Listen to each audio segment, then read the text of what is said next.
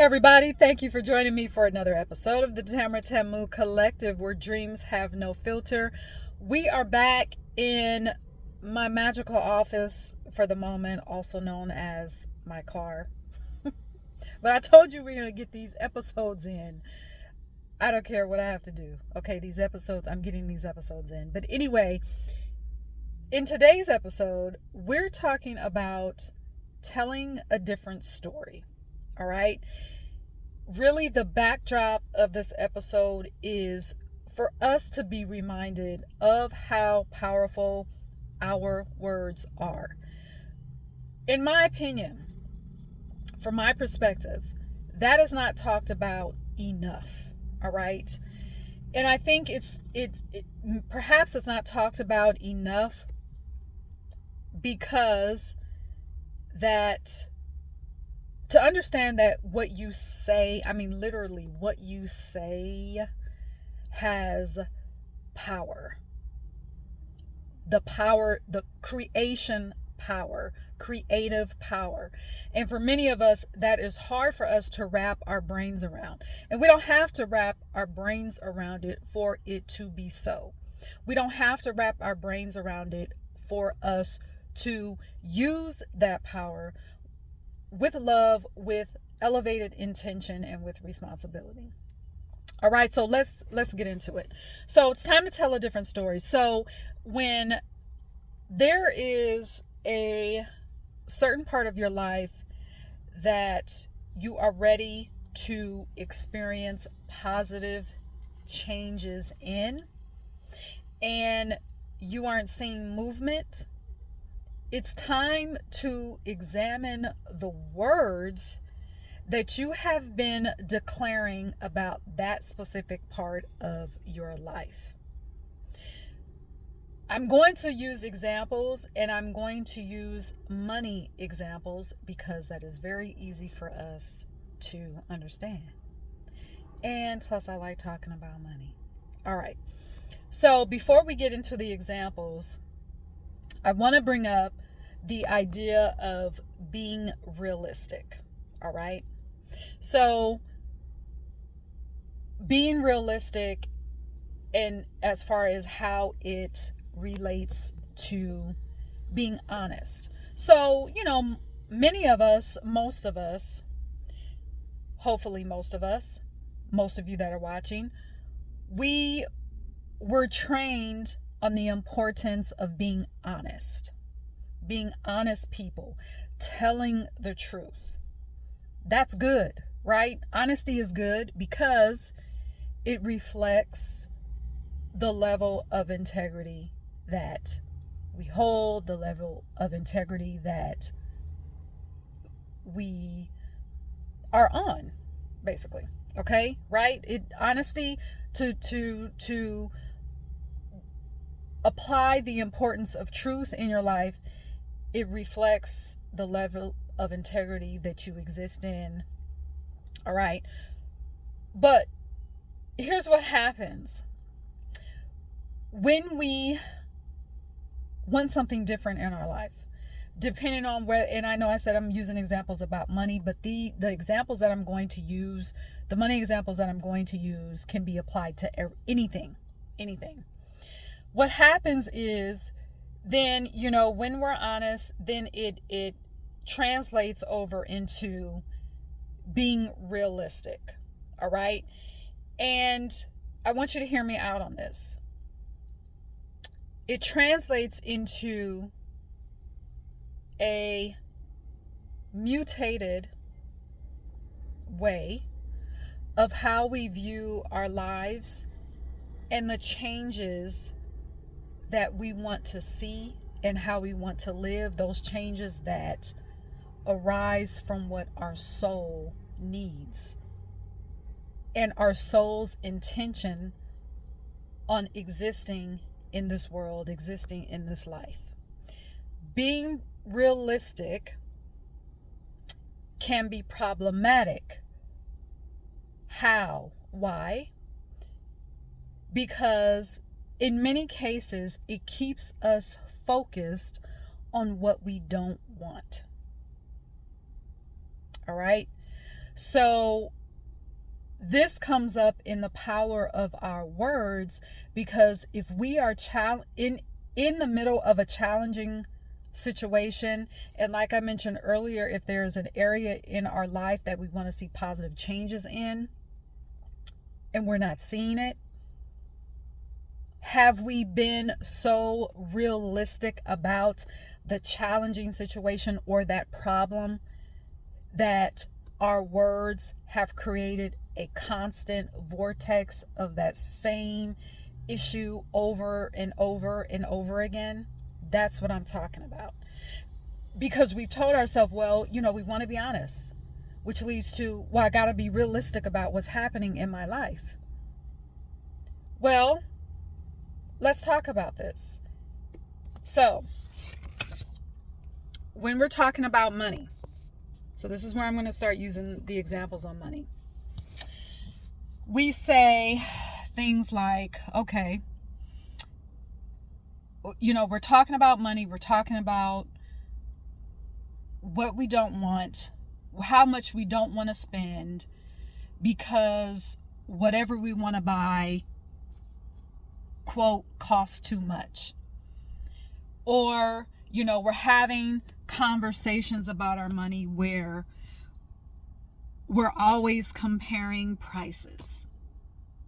When you do that, it puts you in a space of not having enough for any price increase on whatever that thing is or things are. It could be gas, food, whatever. Then, we've got internal conversations, which leads to our external conversations. Then, we start to focus on what the news says about inflation and jobs not paying enough and price increases not being fair. And we feel like we have to talk about those things because that's being realistic, right? But then you have to say, okay, what does that have to do with my power that I have to speak the way that I want my own economy to look? Those conversations create, like I said earlier, a lack vortex, a lack vibration. It also shuts off your capacity to receive wealth generating ideas that will generate more than enough income for whatever price increase is happening with gas and groceries. Okay? It cuts off when we feel like we have to be so realistic and call things out because that's just how things are. You become so focused on what you don't have, how much you need, and what you can't buy. It shuts off the receipt or the receiving of wealth generating ideas and creative solutions. So again, these examples, I'm talking about money, but we can apply this to anything. So when it comes to, any situation, we think we have to be realistic about what we see with our physical eyesight. Now, you may be saying, okay, well, isn't it good to be realistic? Isn't it good to, be aware of what's happening? Isn't it good to, you can't ignore what's going on. First of all, to want changes in your money, to want changes in every part of your life, that and to understand that you have the power to create what you want. That does not mean that you are ignoring the circumstance that you're currently experiencing right now. That doesn't mean that you're ignoring. That just means to understand that you have power to create. It means that you're saying, okay, yeah, this is happening, but what do I want? And you focus on that. Let that be the focus of your internal conversation. Therefore, it's going to become the focus of your external conversation, regardless of what other people are talking about, because you really don't have to be part of those conversations. You don't have to be part of the conversations about inflation and raising gas prices and raising food prices and not enough jobs. You don't have to be a part of those conversations with anyone. You really don't. So, and I kind of got ahead of myself. So at what point do we say, wait a minute, I am inherently abundant. There is an identity that I have not tapped into that knows no lack, that doesn't even conceive what lack is. What do I want? Let me focus on that. So here's what we can do. These are just 4 general things that I have used in my life. This is not about me giving you, 4 strategies or, these are just tips, okay? Of how, yes, I am in this physical world. I'm in a challenging situation, but I'm focused on what I want. I'm focused on what I desire. I'm focused on what is going to give me a soul-fulfilled life. That's what I'm focused on. So these are just 4 tips that will help you do that. All right. So the first thing is this, and these aren't necessarily in any order, but here we go. So the first thing that I want to say is be accepting, or just be open to accept that changing your words changes your internal state, and it's going to change what you see externally. Be willing to accept that you have that kind of power. You don't have to feel it. Just say, you know what? I'm experiencing this challenge, but I am willing to accept that I have the power to change my internal, which will in turn change my external, so that as I'm looking around, my external environment will change in a positive way, with ease, with grace. Okay, so that's the first thing. All right, next thing is be willing to face and observe the conversations that you have had, first with yourself and with other people, about the things that you don't want. And when you are observing, you're not judging yourself, you're not judging other people. You're just simply making the observation and just saying, okay, yeah, I had that conversation about money, and I understood that, what I said kept me in a vortex of lack. It kept me in a cycle of declaring what I don't want,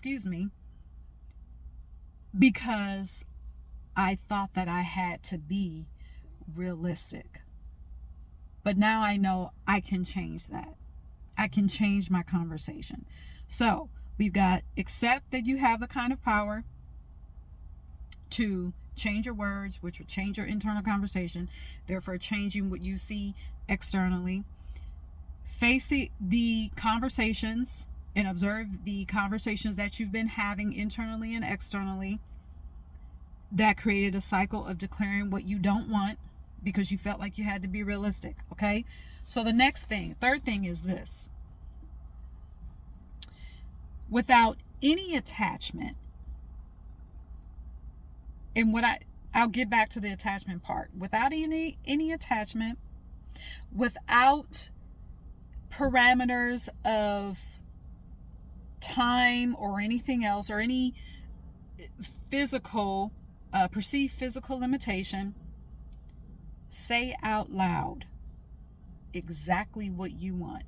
You can be as specific or general as you want. Make this easy. Okay? Then what you can do is just understand, after you write what you want out, you can either write it out underneath, whatever you've written out as far as what you want in your life. Then you can say, well, I understand that declaring what I want is realistic. Just as you having conversations about the things that do not bring you joy, about the things that cause you stress, about the things in the news, just like calling those things out, you may call that, or other people around you may call that, being realistic. Treat what you want in your desire, talking about those desires, the same way. That's just as realistic. Okay? Because if you can view what you don't want as being realistic, then what you want deserves the same treatment. And I'm repeating that on purpose. Why? Because what you desire, it transcends your current circumstance. Because what you want comes from your soul. It is cosmic. It goes beyond any perceived physical limitation. It comes from your soul. All right.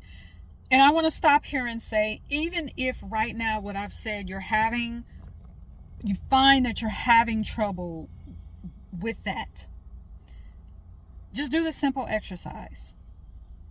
Get out of your head and just sit silently and just say, it feels like I'm struggling with this, struggling to believe.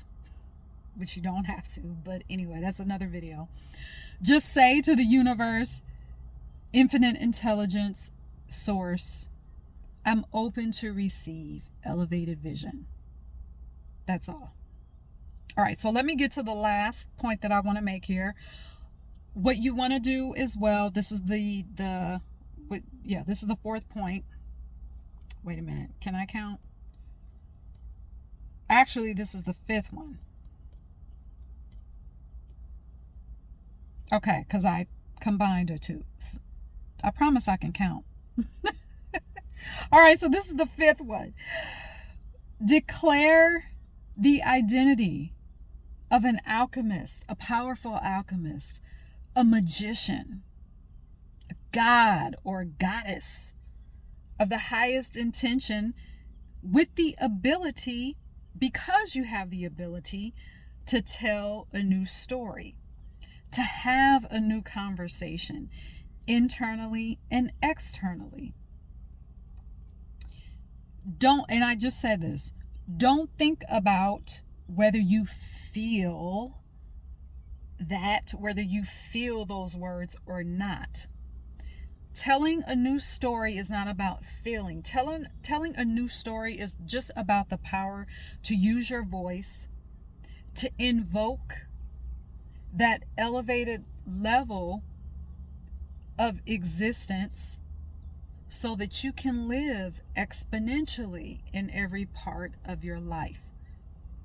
So don't focus on the feeling, just focus on what you say.